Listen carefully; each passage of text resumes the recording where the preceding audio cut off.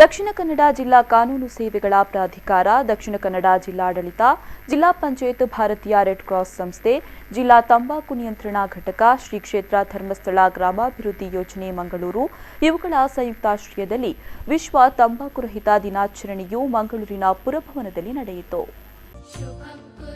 ಕಾರ್ಯಕ್ರಮವನ್ನು ಹಿರಿಯ ಸಿವಿಲ್ ನ್ಯಾಯಾಧೀಶ, ಜಿಲ್ಲಾ ಕಾನೂನು ಸೇವೆಗಳ ಪ್ರಾಧಿಕಾರ ಕಾರ್ಯದರ್ಶಿ ಸದಸ್ಯರಾದ ಎಜೆ ಗಂಗಾಧರ ಅವರು ದೀಪ ಬೆಳಗಿಸುವ ಮೂಲಕ ಉದ್ಘಾಟಿಸಿದರು.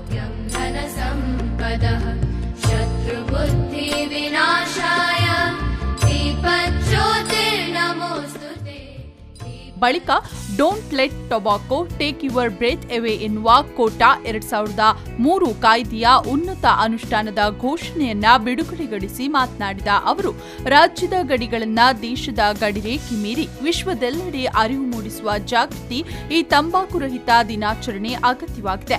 ತಂಬಾಕು ಉಪಯೋಗಿಸುವ ಒಬ್ಬನಿಂದ ಇಡೀ ಸಮಾಜದ ಸ್ವಾಸ್ಥ್ಯ ಕೆಡುವುದಾದರೆ ಅದನ್ನ ನಿಯಂತ್ರಿಸಲು ನಾವೆಲ್ಲ ಪಣತೊಡಗಬೇಕು. ಶೋಕಿಗಾಗಿ ತಂಬಾಕು ಸೇವನೆ ಮಾಡಿ ಕೊನೆಗೆ ರೋಗವನ್ನ ತಂದುಕೊಂಡು ಬದುಕನ್ನ ನರಕ ಯಾತನೆ ಅನುಭವಿಸುವ ಬದಲು ಯುವ ಜನತೆ ಇಂತಹ ಕೆಟ್ಟ ಚಟವನ್ನ ಮಟ್ಟ ಹಾಕೋಣ ಎಂದು ತಿಳಿಸಿದರು. ರಾಜ್ಯದ ಗಡಿರೇಖೆಗಳನ್ನು ಮೀರಿ, ರಾಷ್ಟ್ರಗಳ ಗಡಿರೇಖೆಗಳನ್ನು ಮೀರಿ ಇಡೀ ಈ ಖಗೋಳದಲ್ಲಿರುವಂತಹ ಮಾನವ ಸಮುದಾಯ ಏನಿದೆ, ಈ ಸಮುದಾಯದವರು ಆಚರಣೆ ಮಾಡಬೇಕಾದಂತಹ ದಿನ ಅಂತ ಹೇಳಬೇಕಾದ್ರೆ ಇದರ ಪ್ರಾಮುಖ್ಯತೆ ಎಷ್ಟು, ಈ ಸಮಾಜದಲ್ಲಿರುವಂತಹ ಯಾವ್ಯಾವ ವ್ಯಕ್ತಿಯ ಮೇಲೆ ಯಾವ್ಯಾವ ಗುರುತರವಾದಂತಹ ಹೊಣೆಗಾರಿಕೆ ಇದೆ ಅನ್ನೋದನ್ನ ಈ ಒಂದು ಪದ ಮಾತ್ರ ತೋರಿಸ್ತದೆ. ಇವತ್ತು ನಮಗೆ ಬಹಳ ಹಗುರವಾಗಿ ಕಾಣಬಹುದು. ನಾವು ನೀವು ಏನ್ ಸೇರಿದೀವಿ, ನಾವ್ಯಾರು ಕೂಡ ತಂಬಾಕಿನ ಇದಕ್ಕೆ ಬಲಿಯಾಗುವಂತವರು ಅಲ್ಲದೇ ಇರಬಹುದು. ಇನ್ನು ದಕ್ಷಿಣ ಕನ್ನಡ ಕಾರ್ಯಕ್ರಮದ ಅಧ್ಯಕ್ಷತೆಯನ್ನು ವಹಿಸಿದ್ದ ಜಿಲ್ಲಾ ಪಂಚಾಯತ್ ಕಾರ್ಯನಿರ್ವಹಣಾ ಅಧಿಕಾರಿ ಡಾಕ್ಟರ್ ಆರ್ ಸೆಲ್ವಮಣಿ ಅವರು ಮಾತನಾಡಿ, ಈಗಿನ ಬೆಳವಣಿಗೆಯಲ್ಲಿ ತಂಬಾಕು ಸೇವನೆ ಬಹಳಷ್ಟು ಕಡಿಮೆಯಾಗಿದೆ. ತಂಬಾಕು ಸೇವನೆಯ ಬಗ್ಗೆ ಜನರಲ್ಲಿ ಪ್ರಾಥಮಿಕವಾಗಿ ಜನಜಾಗೃತಿ ಆಗುತ್ತಾ ಇದೆ.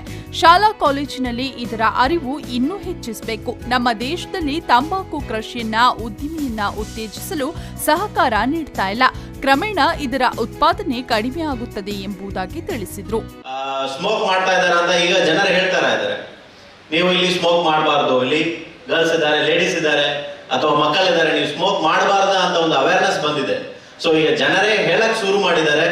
ಇದು ಒಂದು ಒಳ್ಳೆಯ ಬೆಳವಣಿಗೆ ಅಂತ ನಾನು ಭಾವಿಸ್ತೀನಿ. ಇದು ಸಮುದಾಯದಲ್ಲಿ ಇನ್ನೂ ಹೆಚ್ಚೇ ಆಗಲಿ ಅಂತ ನಾವು ಭಾವಿಸ್ತೀವಿ.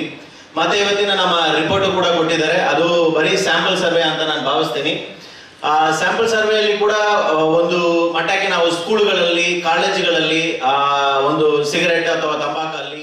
ಇದೇ ವೇಳೆ ಡಿಸಿಪಿ ಹನುಮಂತರಾಯ ಪ್ರಸಕ್ತ ವರ್ಷದಲ್ಲಿ ತಂಬಾಕು ನಿಯಂತ್ರಣದ ಕುರಿತಾಗಿ ನಡೆಸಿದ ಕಾರ್ಯಕ್ರಮಗಳ ಸಮಗ್ರ ವರದಿಯನ್ನ ಬಿಡುಗಡೆಗೊಳಿಸಿದರು.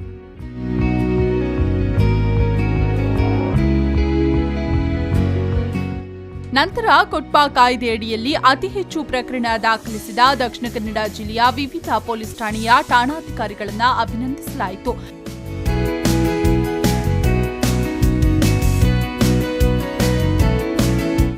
ಇನ್ನು ತಂಬಾಕು ನಿಯಂತ್ರಣದ ಕುರಿತಾಗಿ ವೈದ್ಯಕೀಯ ವಿದ್ಯಾರ್ಥಿಗಳಿಗೆ ನಡೆಸಿದ ಹಲವು ಸ್ಪರ್ಧೆಗಳ ವಿಜೇತರಿಗೆ ಬಹುಮಾನ ಸಲ್ಲಿಸಲಾಯಿತು.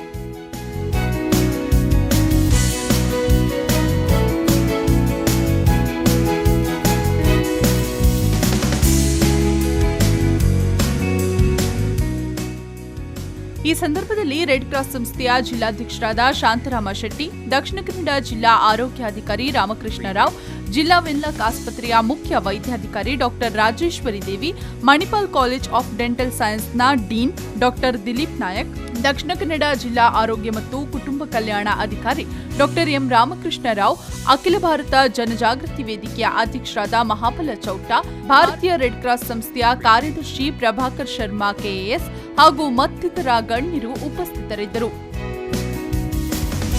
ಪವನ್ ಕಾಜಿಮಟ್ಕ, ವಿ4 ನ್ಯೂಸ್, ಮಂಗಳೂರು.